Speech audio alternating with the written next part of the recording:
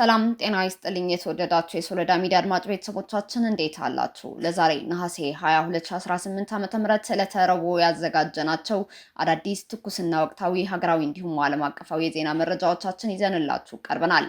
እነዚህ መረጃዎቻችን እየተከታተላችሁ ከኛ ጋር እንድትቆዩ ከወዲሁ በታላቅ አክብሮት ጋብዛለሁ። አብራችሁን ቆዩ። ኦሉሴጉን ኦባሳንጆ ህወሓትን ማስጠንቀቃቸው ተገለጸ። የአፍሪካ ህብረት የሰላም መልእክተኛ ኦሉሴጉን ኦባሳንጆ በፕሪቶሪያው የሰላም ስምምነት መሰረት የተቋቋመው የትግራይ ክልል ጊዜያዊ አስተዳደር ወደ ስራው እንዲመለስ ማስጠንቀቃቸው ተገልጿል። በተጨማሪም ጽንፈኛው ህወሓት በጽምዶ ስም የሚያደርጋቸው ማንኛቸውም እንቅስቃሴዎች በአስቸኳይ እንዲያቆምና ይህንንም ጽምዶ የተባለ ህገወጥ ጥምረት ማቋረጡ ህወሓት ለህዝብ ይፋ እንዲያደርግ ያስጠነቀቁ ሲሆን የህወሓት ታጣቂዎችን ትጥቅ የመፍታት የማስበተንና ወደ ማህበረሰቡ የመቀላቀል ማለትም ዲዲአር ሂደት በተግባር ውሎ ታጣቂዎች ወደ ሰላማዊ ህይወታቸው እንዲመለሱም ኦባሳንጆ አሳስበዋል። ይህ የኦሉሴጉን ኦባሳንጆ አቋም የአሜሪካና የዓለም አቀፉ ማህበረሰብ አቋም መሆኑንም ተጠቅሷል። በሌላ ዜና በእምባላጀ ወረዳ የነበሩ የፖሊስ አባላት ወደ ሀራ መሬት መቀላቀላቸውም ተገልጿል። በእምባላጀ ወረዳ ተመድበው ይሰሩ የነበሩ የፖሊስ አባላት የስራ ቦታቸውን በመተው ወደ ሀራ መሬት በዛሬው ዕለት ነሐሴ 22 2018 ዓ.ም መቀላቀላቸውም ተገልጿል። የፖሊስ አባላቱ ህዝባቸውንና መሬታቸውን ከህወሓት ኃይል ለመከላከል በሚል ሀራ መሬት የተቀላቀሉ ሲሆን የትግራይ የሰላም ኃይል ለወሰዱት ውሳኔና ላሳዩት ጽናት ከፍተኛ አድናቆትና አቀባበል እንዳደረገላቸውም ተገልጿል። ይህም እርምጃ ለሚደረገው ትግል ተጨማሪ ጥንካሬና ለህዝቡም ከፍተኛ ስነ ልቦናዊ ብርታት እንደሚሰጥም ተጠቁሟል። የክንድና የጥበብ ውህደት የኢትዮጵያ መከላከያ ምህንድስና ያስመዘገበው ዘመናዊ የጽናትና የሀገር ልዕልና ከፍታ።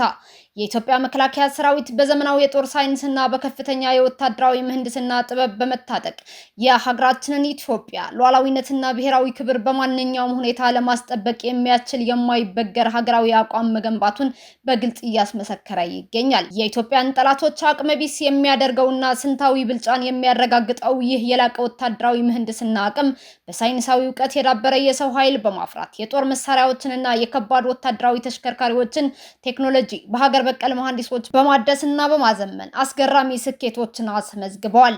በአዲስ አበባ እንጠጦ አካባቢ በ1934 ዓ.ም ከተመሰረተበት ታሪካዊ መነሻ ተነስቶ ዛሬ ላይ የመከላከያ ትምህርትና ስልጠና ዋና መምሪያ አካል የሆነው የመከላከያ ውጊያ ምህንድስና ኮሌጅ ከመሰረታዊ ሙያ እስከ መጀመሪያ ዲግሪ በሚሰጣቸው ዘመናዊ የትምህርት መስኮች ሀገርን በብቃት የሚጠብቅና ጠላትን የሚያስከዳ አስተማማኝ አቅም እየገነባም ይገኛል። በተለይም የመከላከያ አዋጅ ቁጥር 1286/2015 ጸድቆ ወደ ተግባር መግባቱን ተከትሎ ከተካሄደው ጥልቅ ተቋማዊ ሪፎርም በኋላ ምህንድስና ከምድር፣ ከአየር፣ ከባህርና ከሳይበር ኃይሎች ጎን ለጎን ራሱን የቻለ ቁልፍ ተቋማዊ ምሰሶ ሆኖ መደራጀቱ የሰራዊቱን የውጊያ ዝግጁነትና የግዳጅ ፈጣንነትን በከፍተኛ ደረጃ አሳድጎታል።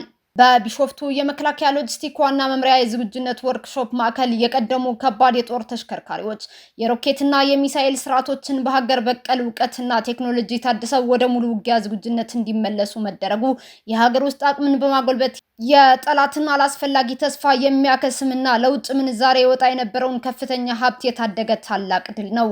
የኢትዮጵያ መከላከያ ምህንድስና በውጊያ ቀጠናዎች የጠላትን ግስጋሴ የሚገቱ ስልታዊ እንቅፋቶችን በመገንባትና የሰራዊቱን ሞቢሊቲ በማረጋገጥ ረገድ ከሚያሳየው ፍጹም የበላይነት ባሻገር በሰላም ጊዜ ለብሔራዊ ልማት የሚውል ግዙፍ አቅም መሆኑንም በተግባር አሳይቷል።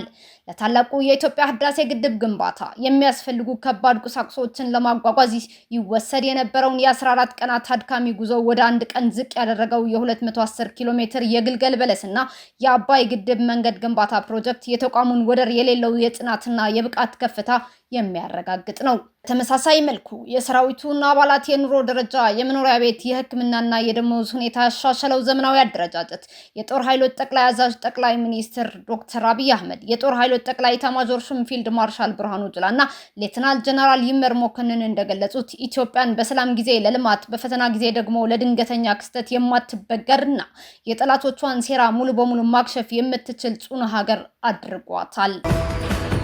ኢዜማ ሀገራዊ ምክክሩን አስመልክቶ መግለጫ ሰጠ። ኢዜማ የሀገራዊ ምክክሩ የመመካከሪያ ምዕራፍ መጠናቀቁን ገልጾ በቀጣይ ለሚከናወኑት የመጨረሻ ስራዎች 5 ጠቃሚ ማሳሰቢያዎችን አቅርበዋል። ፓርቲው ኮሚሽኑ የመጨረሻውን ምክረ ሀሳብ ለሀገርና ለሕዝብ ሲያቀርብ የተመካካሪዎችን ሀሳብ ሙሉ በሙሉ በጠበቀ መልኩ እንዲሆን የተሰበሰቡትን 400 ምክረ ሀሳቦች ለሕዝብ ይፋ እንዲያደርግ እንዲሁም የውይይት ቃለ ጉባኤዎች ታስበው እንዲሰሩም አሳስበዋል። በተጨማሪም ኢዜማ መንግስት የቀረቡትን ምክረ ሀሳቦች ያላስፈላጊ መዘግየት በፍጥነት ወደ ተግባር በማሸጋገር እንዲሁም የትግበራ ሂደቱን የሚከታተል ገለልተኛ አካል እንዲያቋቁምም ጠይቋል። ኢዜማ ፓርቲ በሂደቱ ውስጥ ጥንካሬዎችና ጉድለቶች ቢኖሩም የተገኘው ውጤት ተስፋ ሰጪና ልዩነቶችን በሰላማዊ መንገድ ለመፍታት ትልቅ ትርጉም ያለው መሆኑንም ገልጿል። የታንዛኒያ ምክትል ፕሬዝዳንት ኢማኑኤል ንቺምቢ ከተሾሙ ከ10 ወራት ባነሰ ጊዜ ውስጥ ከኃላፊነታቸው እንደሚለቁ በኢንስታግራም ገጻቸው ባጋሩት ደብዳቤ አስታወቁ። ይህም በሀገሪቱ ታሪክ ስልጣናቸውን በፍቃዳቸው የለቀቁ የመጀመሪያው ምክትል ፕሬዝዳንት ያደርጋቸዋል። ከፕሬዝዳንት ሳሚያ ሱሉሁ ሐሰን ጋር አለመግባባት ውስጥ መግባታቸው ከተገለጸ በኋላ የፕሬዝዳንቷን ፍላጎትና ለውጥ የመፈለግ ፍላጎት ለማክበር ሲሉ ምክትል ፕሬዝዳንቱ የለቀቁ መሆኑን ገልጸዋል። ንቺምቢ ባለፈው ጥቅምት ወር በነበረው አወዛጋቢ ምርጫ 98 በመቶ ድምጽ አግኝተው ከሳሚያ ሱሉሁ ሐሰን ጋር ከተመረጡ በኋላ በህዳር ወር ቃለ መሐላ ፈጽመው ነበር። ምርጫውን ተከትሎ በተነሳው ሁከት ቢያንስ 500 ሰዎች ለሞት መዳረጋቸውን ይፋዊ ምርመራ ያረጋገጠ ሲሆን የጸጥታ ኃይሎች በሰልፈኞች ላይ ከመጠን ያለፈ እርምጃ ወስደዋልም ተብሎ ተከሰዋል።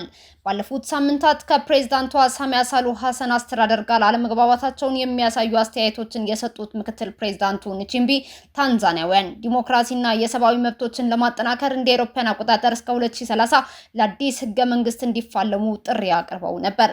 ምክትል ፕሬዝዳንቱ ንቺምቢ ከዚህ ቀደም የገዢው ፓርቲ ሲሲኤም ዋና ጸሐፊ፣ የማስታወቂያና የሀገር ውስጥ ጉዳዮች ሚኒስትር እንዲሁም በብራዚል እና በግብጽ የታንዛኒያ አምባሳደር ሆነው አገልግለዋል። የአሜሪካ ጦር በካሪቢያን ባህር ውስጥ በሚገኝ መርከብ ላይ በፈጸመው ጥቃት 4 ሰዎች መገደላቸውን አስታወቀ። አሜሪካ እርምጃው የእጽ አሸባሪዎችን ኢላማ ያደረገ ነው ብትልም የሰብአዊ መብት ተሟጋች ግን ጥቃቱን ከህግ ውጭ የተፈጸመ ግድያ ሲሉ ኮንነውታል። የአሜሪካ ጦር በካሪቢያን እና በምስራቅ ፓሲፊክ ውቅያኖስ በሚገኙ መርከቦች ላይ ባካሄደው ጥቃት እስካሁን የሞቱት ሰዎች 210 ደርሰዋል። የአሜሪካ ጦር ባለፈው ሳምንት መጨረሻ በምስራቅ ፓሲፊክ ውቅያኖስ በፈጸመው ጥቃት የ2 ሰዎች ህይወት ማለፉ ይታወሳል። ይህም ጥቃት ከ5 ወራት ገደማ በኋላ የተፈጸመ የመጀመሪያው ጥቃት መሆኑም ተገልጿል። በሌላ ዜና በየመን ምዕራባዊ ታኢዝ ግዛት በመንግስት ኃይሎችና በሁቲ መካከል በተካሄደ ግጭት 8 የሁቲ ታጣቂዎች ሲገደሉ 15 የሚሆኑት መቁሰላቸው ወታደራዊ ምንጮች ገልጸዋል። የመንግስት ኃይሎች በካላባ ግንባር በአል ሳፋ አካባቢ በሁቲ ታጣቂዎች የተሰነዘረውን ጥቃት ማክሸፋቸውንም ገልጸዋል። የየመን መንግስት ጦር ባወጣው መግለጫ ጥቃቱ የተቀሰቀሰው ሁቲዎች አዲስ ጥቃት በመጀመራቸው ነው ብሏል። የየመን መንግስት በሳውዲ አረቢያ ከሚመራው ጥምረት ጋር በመተባበር ከሁቲ ታጣቂዎች ጋር እንደ አውሮፓውያን አቆጣጠር ከ2014 ጀምሮ ጦርነት ውስጥ መቆየታቸው ይታወሳል። ሁቲዎች እንደ አውሮፓውያን አቆጣጠር በ2014 ዋና ከተማዋን ሰንዓን ጨምሮ በርካታ የሀገሪቱ ክፍሎች በቁጥጥራቸው ስር መዋላቸውን ተከትሎ የመን ውጥረት ውስጥ ትገኛለች። እስካሁን አብራችሁን ከኛ ጋር ስለነበራችሁ እያመሰገንኩኝ በሌሎች መረጃዎች እስክንመለስ እንደተለመደው የሶሎዳ ሚዲያ ቤተሰብ በመሆን ላይክ፣ ሼር፣ ሰብስክራይብ ማድረጋችሁን አትርሱ። አዳዲስ ትኩስና ወቅታዊ መረጃዎቻችን በቶሎ እንዲደርሷችሁ የደወል ምልክቷን ይጫኑ። ስኬት፣ ድልና ሰላም ለኢትዮጵያውያን። ሶሎዳ ሚዲያ